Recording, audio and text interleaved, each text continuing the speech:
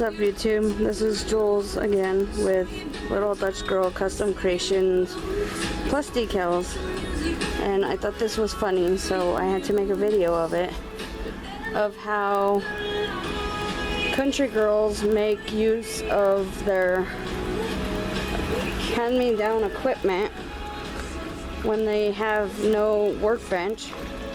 We use old bed frames to mount our miter saws to.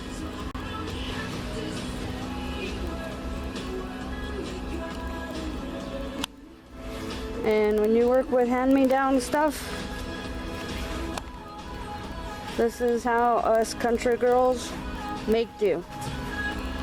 This table here will eventually be made into my welding table, which was an old, as you can see, an old barbecue grill that I totally dismantled. And I will keep you updated on the rest of my progress on getting my workshop together. Check y'all later.